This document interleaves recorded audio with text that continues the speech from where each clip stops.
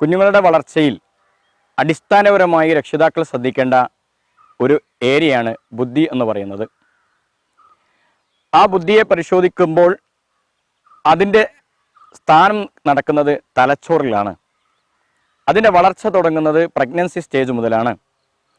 എന്നാൽ പല കുട്ടികളുടെയും പെർഫോമൻസുകൾ പരിശോധിച്ചു കഴിഞ്ഞാൽ സാധാരണ കുട്ടികളുടെ പെർഫോമൻസ് കാണുന്നില്ല എന്ന് പലപ്പോഴും പറയുന്നത് കാണാറുണ്ട്.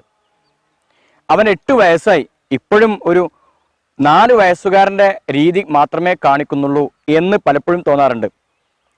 അപ്പോൾ നമ്മൾ പലരെയും കാണിക്കുന്ന സമയത്ത് ആ സമയത്ത് പറയുന്നത് കുട്ടികളാകുമ്പോൾ കുറച്ചുകൂടി കഴിയുന്ന സമയത്ത് നമുക്ക് ശരിയായി വരും എന്ന് പറഞ്ഞുകൊണ്ട് മാറ്റി നിർത്താറാണ് ഉള്ളത്. അങ്ങനെയാണ് ഒരു 18 വയസ്സുള്ള ഒരു പെൺകുട്ടിയെ പരിശോധിക്കേണ്ടി വരുന്നത്.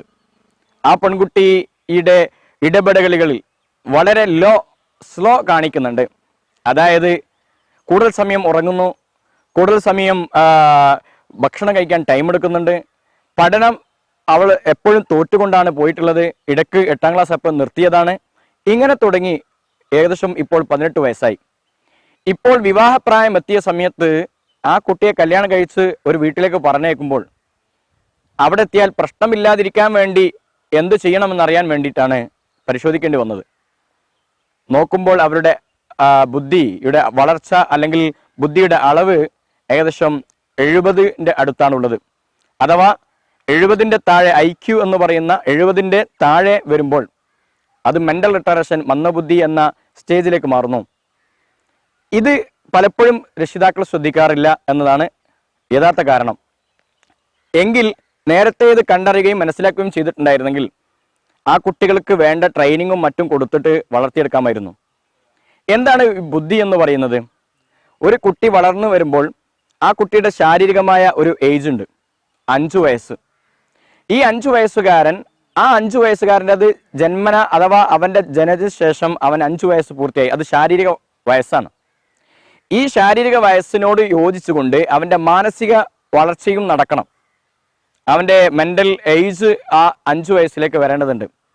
ആ മെൻ്റൽ ഏജ് എന്ന് പറയുന്നത് നേരെ താഴോട്ട് വരുമ്പോൾ അഥവാ ഒരു 3 വയസ്സിലേക്ക് ചുരുങ്ങുമ്പോൾ അത് ടെസ്റ്റ് ചെയ്യുന്ന IQ ടെസ്റ്റ് എന്ന് പറയുന്ന ഏരിയയിൽ ടെസ്റ്റ് ചെയ്യുമ്പോൾ മനസ്സിലാക്കാൻ പറ്റുന്നതാണ്.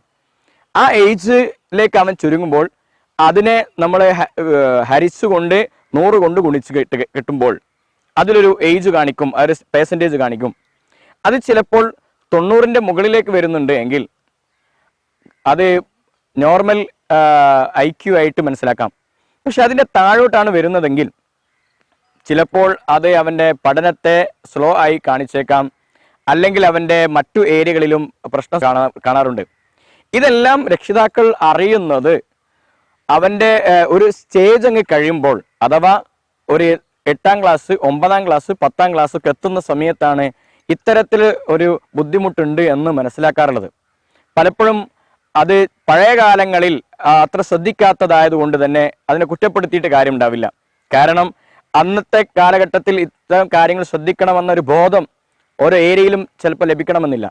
എന്നാൽ ഈ കാലഘട്ടത്തിലും രക്ഷിതാക്കൾ കുട്ടിയുടെ പെർഫോമൻസിൽ വരുന്ന പോരായ്മകളെ മനസ്സിലാക്കി അതിന് പരിഹാരം കിട്ടാൻ വേണ്ടി അല്ലെങ്കിൽ അതിനെ എന്ത് ചെയ്യണമെന്നറിയാതെ ബുദ്ധിമുട്ടായിക്കൊണ്ടിരിക്കുകയാണ്. രക്ഷിതാക്കൾ ശ്രദ്ധിക്കേണ്ടത് ജനിച്ചു വളർന്നുകൊണ്ടിരിക്കുമ്പോൾ സാധാ കുട്ടികളുടെ പെർഫോമൻസുകൾ ആ കുട്ടിയിൽ കാണണം.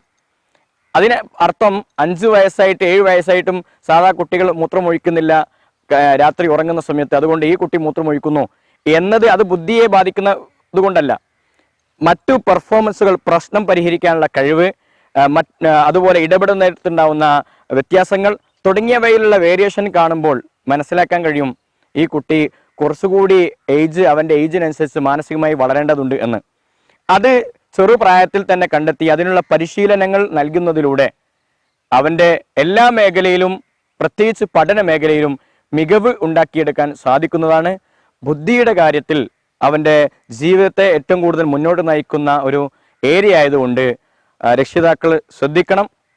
ബുദ്ധി രൂപപ്പെടുന്നതിനും ബുദ്ധിയുടെ വളർച്ചയ്ക്കും ആവശ്യമായ കാര്യങ്ങൾ എന്തൊക്കെയാണ് എന്ന് തുടർന്നുള്ള എപ്പിസോഡിൽ കേൾക്കാം. ഈ എപ്പിസോഡ് ഇവിടെ അവസാനിപ്പിക്കുന്നു. ഫാമിലി ക്ലാസ്സുകൾ എല്ലാ ദിവസവും ലഭിക്കാൻ ഡോക്ടർ സലാം മുംശേരി എന്ന യൂട്യൂബ് ചാനൽ സബ്സ്ക്രൈബ് ചെയ്യുക. നിങ്ങൾക്ക് നന്ദി.